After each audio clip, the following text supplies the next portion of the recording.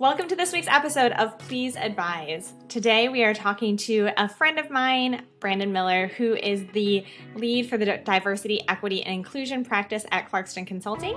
He is also the founder of Two Fly Foundation, a nonprofit focused on giving travel grants to individuals in underserved communities. Brandon is extremely knowledgeable in the DE&I space and honestly just a pleasure to talk to. So I'm so excited for today's conversation. Let's hop in.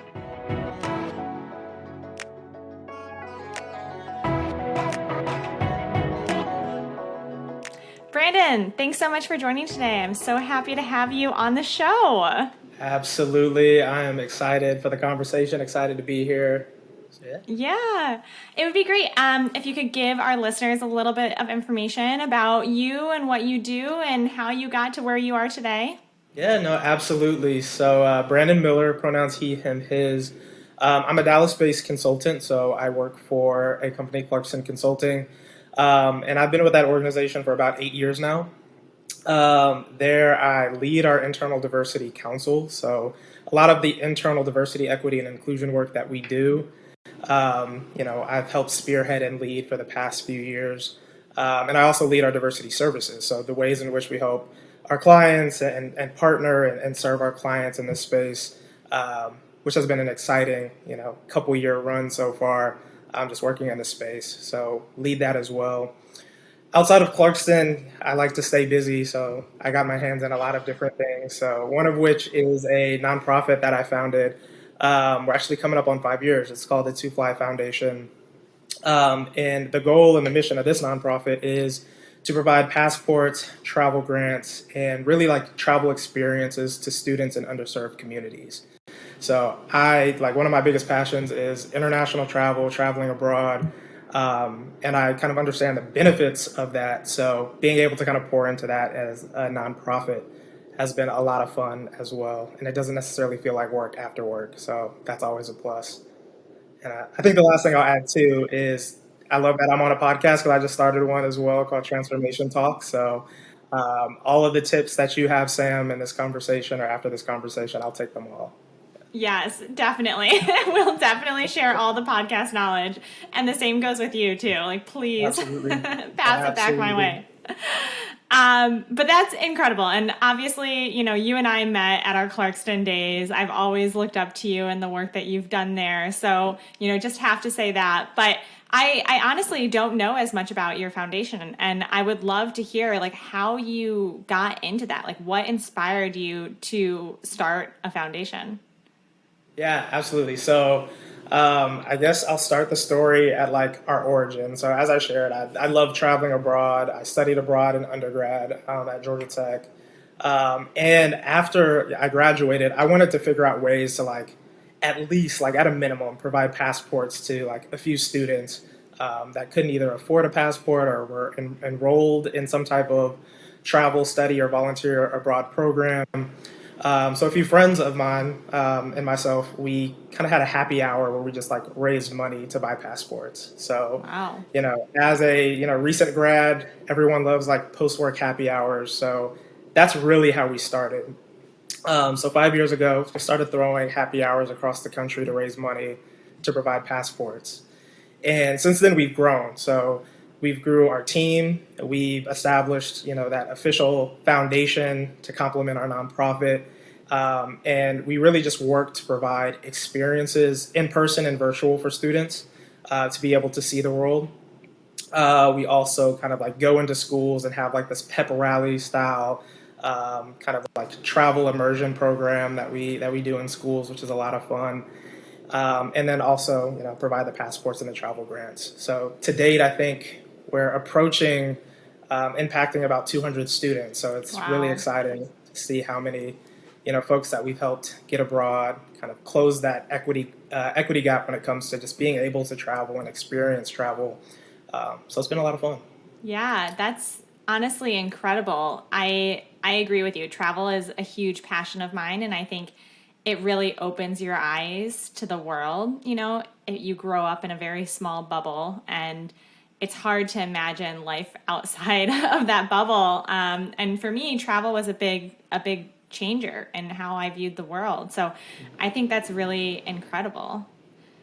Yeah, no, thank you. So now that you have the experience on kind of both sides, right? The business side, the consulting side, as well as the foundation side, we're hearing a lot of companies talk about how they want to, change their DE&I efforts or launch their DE&I efforts in some instances.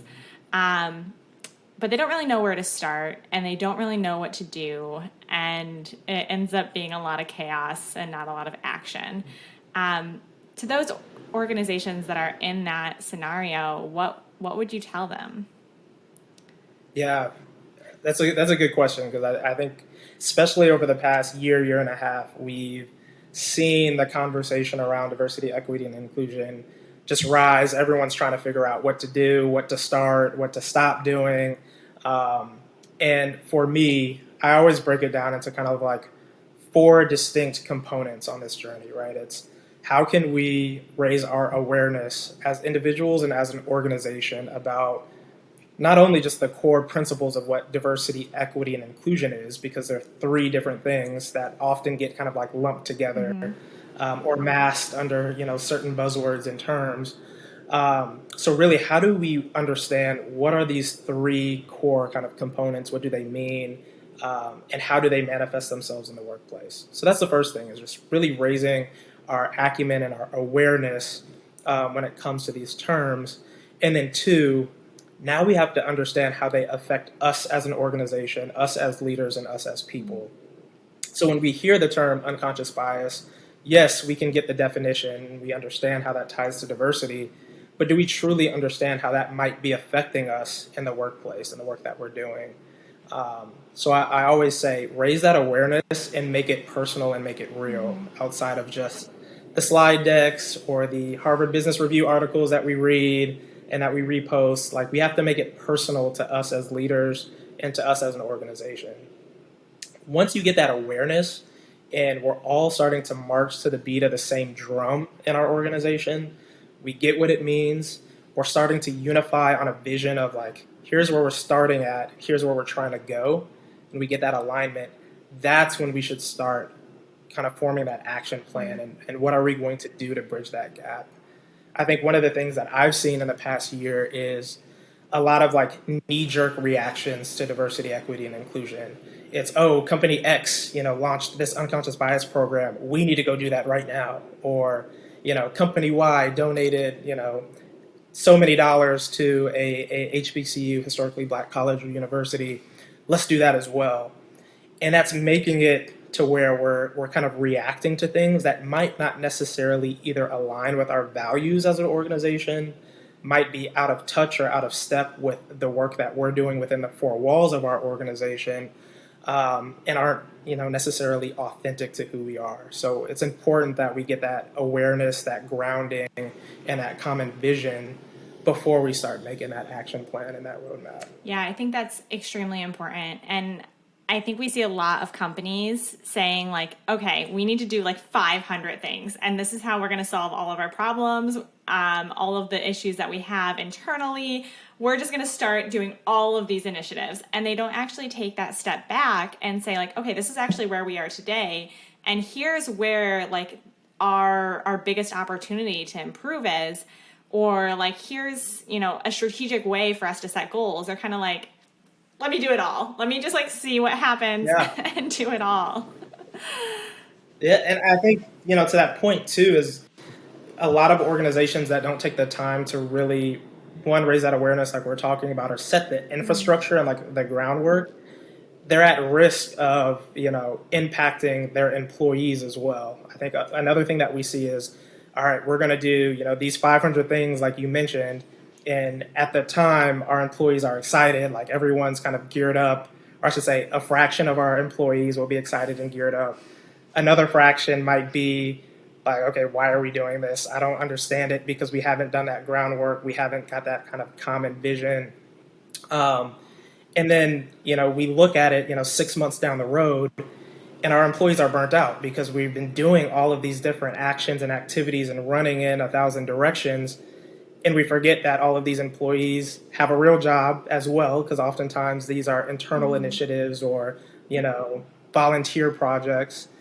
and then we start to stall, or we lose momentum, or we don't complete some of the initiatives that we start. So that, I think that's another reason why it's important to have that strategy, lay that groundwork, like you mentioned, before running off in 500 directions. Yeah, and what you said about taking a look at the employees and the progress that you're making, I think that's a really important point, because if we don't feel like we're actually making a difference with our efforts, to your point earlier, it's so easy to get discouraged and burnt out. And I think that's something that a lot of people in the sustainability and the social impact space get and feel. They have like so much weight on their shoulders, but we want to make sure that that burnout doesn't happen. We want to make sure that people are feeling productive and are seeing the changes happen, even if it's minuscule. But you can't do that if you aren't measuring and tracking and setting the foundations and doing the groundwork first. Yeah, absolutely. And we all heard the saying, what doesn't get measured doesn't get managed. What doesn't get managed doesn't get done. So, I know at Clarkson we're big proponents, and myself personally, of being data driven and people focused. So there's two elements that can kind of help us prioritize what it is that we need to do, making sure that we're focusing on actions that are really going to move the needle and get us to the direction that we want to go. So definitely encourage either setting benchmarks, setting goals from a metric standpoint, and tracking those over a period of time, for sure, yeah. So there's a lot of organizations too that I feel like are sitting there and they're having these meetings and they're having these conversations and they're like, all right, we want to reach X, or we want to do Y, or we want to, improve the diversity of our new hire pipeline, or whatever their initiative is. And they just start doing things, right? They're just like, okay, we did all the things that we were supposed to do. We looked at ourselves internally, we set goals, we came up with a strategy, and they just start acting. But you and I have talked about this before. I don't necessarily think this is the most strategic or impactful way to do it. Like, there's a lot of people already on the ground doing great work and doing, maybe not directly related to pipeline, but other elements of social and environmental responsibility. So those organizations who are just really looking internally as opposed to at that full picture, what would you tell them? What advice would you give them? Yeah, I think there's a couple things here. The first kind of reaction to the question is, I always try and start with why. So why are we in the position that we're in, whatever that might be, good, bad, or indifferent? Why are we here? Why do we want to get to this destination? Like, what's going to be the outcome that we're trying to get when we solve X problem? Maybe it's increasing, diversity numbers internally. Maybe it's connecting better with our communities. If maybe we're in a food desert, or we're in an area that has less access to, quality education, whatever it might be that we're trying to kind of bridge that gap, start with why. And I say that because when you understand why we're in the position that we're in today, which might be inequitable, or there might be some type of gap, we can figure out what not to do. Like, here's how we got to this position, here's what we know not to do, and what we are trying to achieve. And then when we understand the why we're trying to get to our destination, that's going to set that common vision. So we're all marching to the beat of the same drum. We all kind of understand why we're trying to develop an action plan or a strategic plan to bridge that gap. Once you kind of establish those, there's a lot of different things that you can do to start to bridge that gap, and that's kind of acting with equity. One of the things that we've talked about before that I'm a huge proponent of is working through kind of collaboration and partnerships to bridge gaps. And I think that's, an action that a lot of smaller organizations are looking to bigger organizations to kind of help through collaboration. I know for Two Fly, like, that's kind of our bread and butter when it comes to our growth, is how can we grow through partnerships and collaboration. So in that vein, I would say look for organizations. If you are a large organization looking to do some work in your community, what are the people on the ground saying, or what are they doing, and how can you use your privilege, your brand, likeness, your equity, your market capture, to elevate those voices and to elevate the work that's already being done, right? And if you have that vision of where you're trying to go, it's easy to find organizations that might have common vision, that just need some resources, that might just need some support to elevate the good work that they're already doing. And you're kind of achieving two things at once: elevating a smaller business or a growing business, but then also achieving your diversity, equity, inclusion, or sustainability goals as well. Yeah, and this is something that is extremely important, right? Like we can't make or achieve, big results or make a big impact without partnerships, without looking outside of our own, four walls. And I think some companies, especially smaller ones, are thinking about what they can do and they're not really sure how to go about like partnering with a foundation or a nonprofit, or finding people who are already on the ground doing the work that is close to their heart. So what advice would you give those people who want to get started and want to create these partnerships but don't really know where to start? Yeah, so I'll start from, say, like a nonprofit or a small impact business point of view, and then I'll flip to the other side. I think for nonprofits or organizations that are trying to achieve or close a gap, whatever that might be, a lot of the work or the approach that we take at Two Fly is, what is our mission, and what's the problem that we're trying to solve, and what organizations would be a good fit to help elevate that. That's kind of symbiotic or mutually beneficial, right? So we take a look at core values of organizations that we want to work with. We take a look at past initiatives. So if we're trying to provide resources, for example, to students in under-resourced communities, one of the gaps that we're trying to solve is, students need luggage, they need baggage. So how can we partner with organizations that are in the space, that share core values, and that are probably, looking to do good work as well? We can easily outline what that symbiotic partnership could be, right? And it's not like a hard sell to that organization. So in summary, look at core values, look at, past actions or committed actions, and figure out how you can make those puzzle pieces fit together.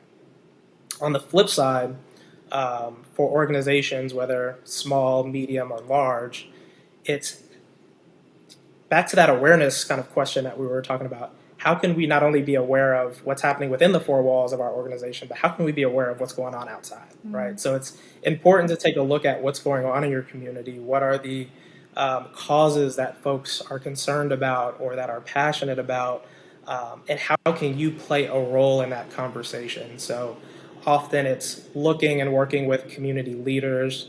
It's kind of that networking aspect of, what rooms can I introduce myself into that I'm typically not in, right? If we're thinking about unconscious bias, we're typically hanging out with the same folks with like-minded interests, are similar to us. How can we take that kind of courageous step to introduce ourselves into different communities, into different networks, and that way we'll get that perspective that we might not be used to, or we might not be hearing in our circles. So I think that's another important action that leaders and organizations should and could be taking.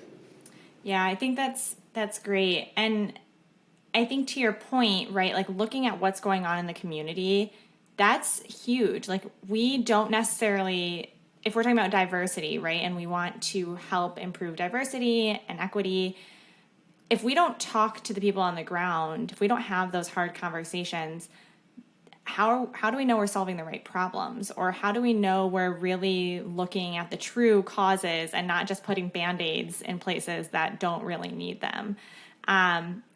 Any tips there for companies who want to start having those conversations, but maybe have never had to have it? Yeah. I mean, it's going to be, at the end of the day, I'm not going to lie, it's going to take a courageous step, and it's going to take getting out of your comfort zone to initiate some of those conversations. So, to me, I always say inclusivity is a leadership skill. So that's a skill that as a leader, you just have to kind of work on and you have to develop. And I would say the importance behind that is it's important that we as an organization are acting with authenticity. And for us to say, oh, we see this gap, maybe there's food deserts, in this location that we want to help solve from a diversity, equity, and inclusion perspective, and a CSR perspective.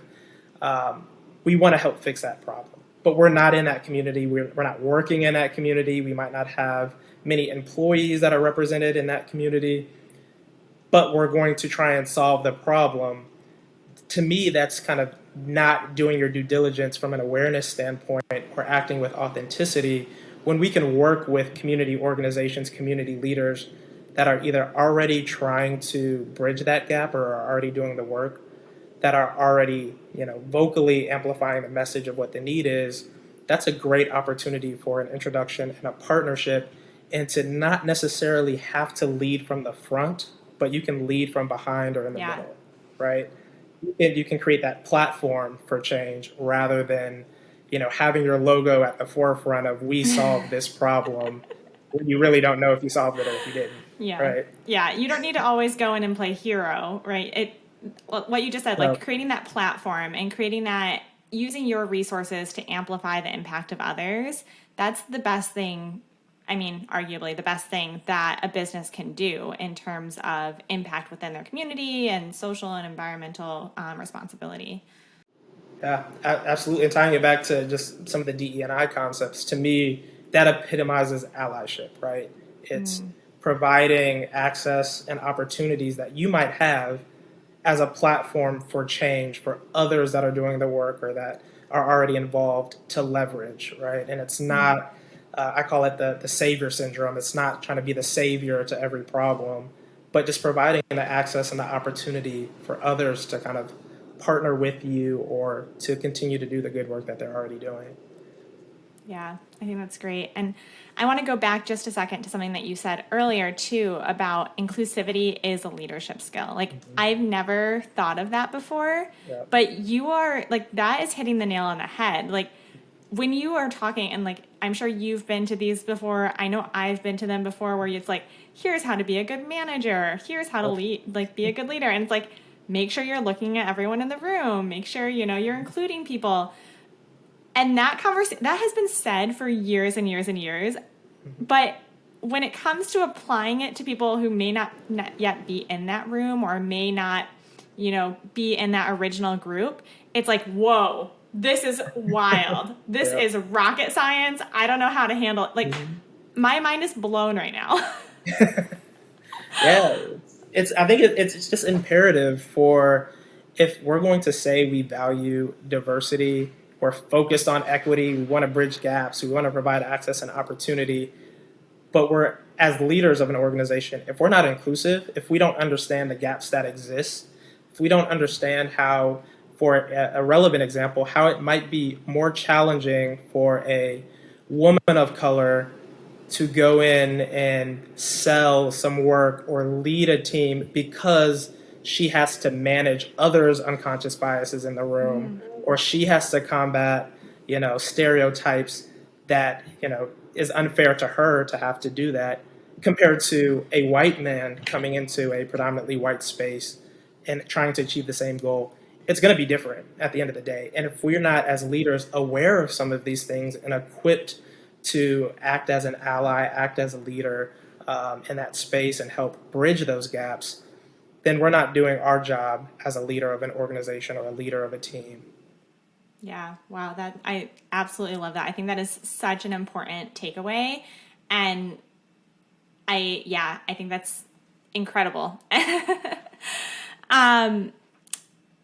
So any other pieces of advice that you would give to a company or a business leader or, someone who wants to start a business, as they're thinking about how do I make sure that I'm being responsible from a DE&I lens from the get-go, from day one?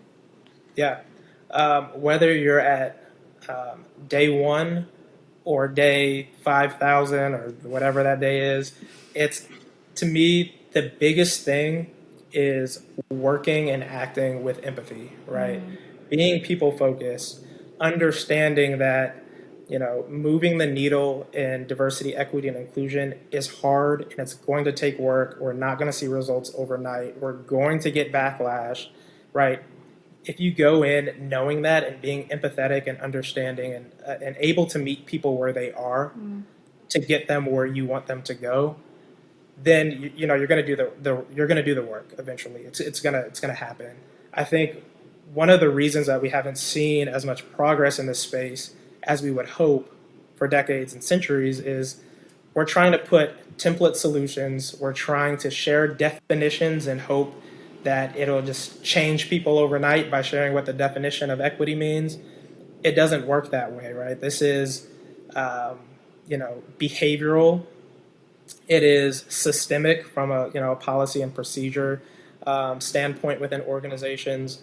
So understanding that it's going to take work and it's going to take support and it's going to take repetition, that's the biggest thing. If you can kind of get that mindset, you'll be able to make change from a organizational transformation standpoint. And I love talking to startups and new businesses about this because, you don't have decades and centuries of like history and baggage that you have to kind of clean up and figure out. Like you can start from the get-go. Yeah. And if you start with that mindset, you're gonna have a really firm foundation. Yeah, that's great. And I think to your point too, it's going to take work like that.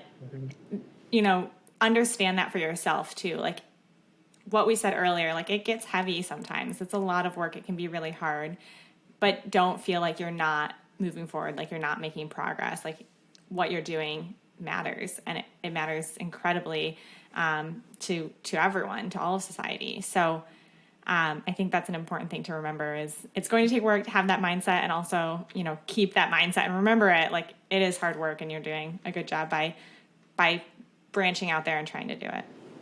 Yeah, no, absolutely. And I think that the last thought that I would share too is like this type of work is, the convergence of doing what's right and doing what's good. So I love that. I use that to kind of like help carry me through like the tough times and the tough conversations and the backlash and the comments that I might get. But we're doing what's right and we're doing what's good. So at the foundation, that's what's most important. Yeah. Well, Brandon, thank you so much for joining me today. This has been an incredible conversation, as they always are with you. How can people stay in touch and follow along with what you're doing? Yeah, no, absolutely. Enjoyed this conversation. As you know, I love talking about it. So anytime that we need to have this conversation, we'll have the second episode soon. There we go. Love it. The easiest way to find me would be Brandon E. Miller on LinkedIn. There's so many Brandon Millers, so don't forget the E. Brandon E. Miller. BrandonEMiller.com, and I'll have links to 2Fly and all of the other projects from my personal website. Awesome. Well, thank you so much. Everyone definitely follow along with him and check him out on LinkedIn. He's definitely a good resource for all things DE&I, always shares lots of great insights. So thank you, Brandon, for joining me today, and I'm sure I will talk to you again soon. All right. See you next time.